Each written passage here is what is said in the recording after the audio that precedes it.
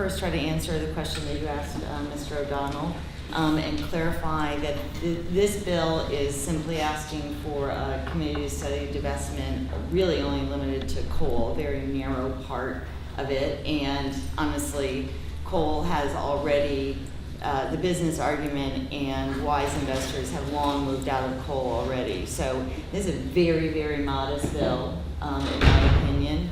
But to further address this issue, oil and gas are not going away. We are not even talking about that in this bill. There's no question that the American society still relies on fossil fuels. Unfortunately, that obviously has caused climate change, but that is not what this bill does at all. We're not talking about not being able to invest in the rest of the very full universe that exists for the pension fund. So I think he is obscuring the issue that you are charged with addressing, and the pension board is charged with addressing in front of us.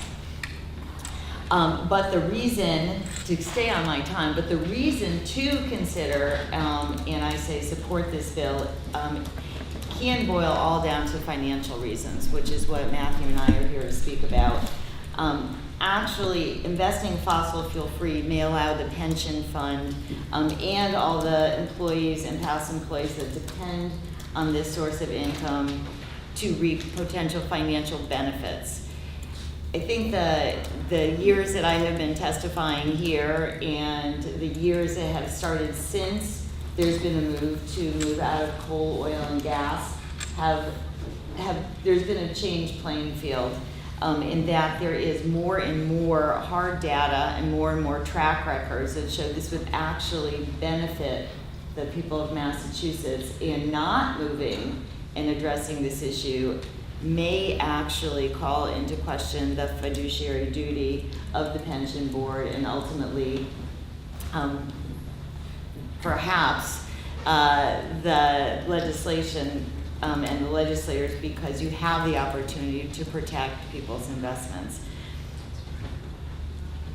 To cite one study by Advisor Partners and there's again a lot, and I or Matt or many other firms who have been working on this issue and looking at it, including very, very mainstream firms, can refer you to, but one is with the Advisor Partners that states that the simulated performance of the full divestment portfolio was virtually indistinguishable from that of the S&P index over a 25-year period.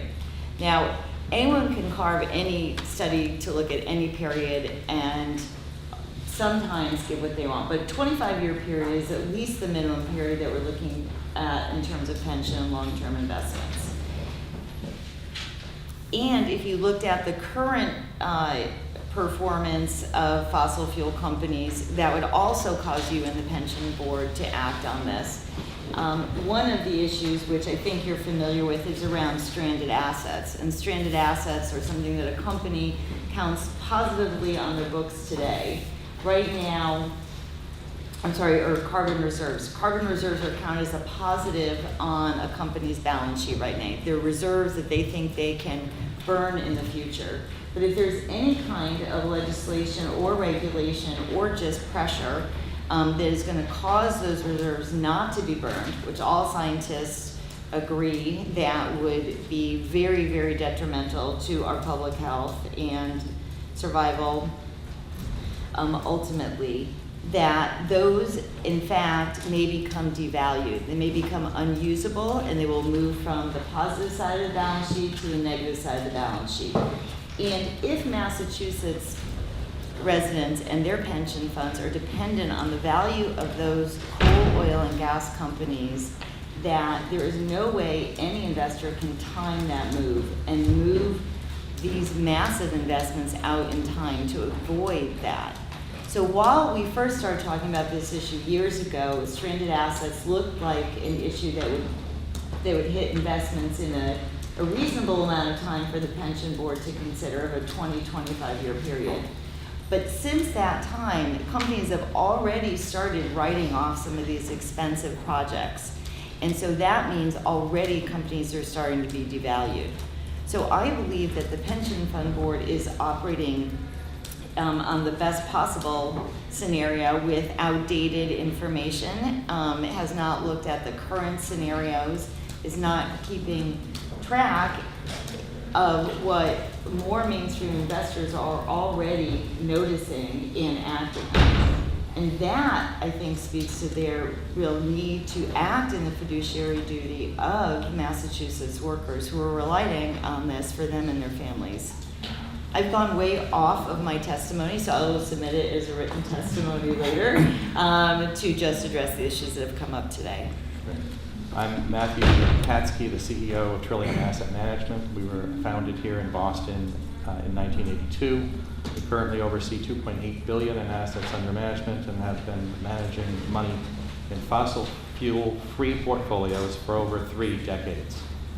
I just want to say that I want to thank David O'Donnell for giving probably the most compelling reason for divestment I've heard in a long time, which is the fossil fuel industry recognizes over 30 to 40 years they're in decline and therefore are investing tens of billions of dollars in renewables. The industry is in secular decline. Following coal, oil, and gas are in secular decline. We need to be aware of that and sort of think about how that plays out in portfolios. We've seen the bankruptcy of much of the coal industry over the last 5 years, and certainly as you look out into the future, you'll see continued pressure on the natural gas and oil industry. Just a couple of facts. Divesting from fossil fuels has not increased volatility nor decreased returns. I'm stating that from our over 3 decades of managing money in this way. Over the past several years, it's actually provided a modest reduction in volatility and a slightly higher return. That's because the industry's been in some trouble over the last several years, right? So we don't want to translate the last several years into a long extended, but as Leslie quoted, the 25-year history is there is no sacrifice in return, and there is no increase in volatility. Our actual audited numbers sort of bear that out over 3 decades. There are several academic studies that we've seen published over the past couple of years stating the exact opposite, right? That there is increased volatility, high costs of divesting. David actually quoted one of them, which was used very heavily in the state of Vermont study. It was a New England Pension Consulting report, which depended on a University of Chicago study, which was one of the many that have been, or I should say one of the 3 or 4 that have been out over the last couple of years. Interestingly, they all have the same fiscal sponsor.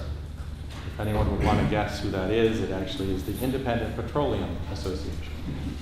So we have wonderful evidence from studies done by the Independent Petroleum Association using data that is oftentimes 25 years old that actually backs that there's a cost to divestment. So I just point out that, and that it's been used also, I've heard it quoted by the president of Harvard as the reason why they're not interested in divesting. So you see the data, if you try to back up where does it come from and who paid for it, right?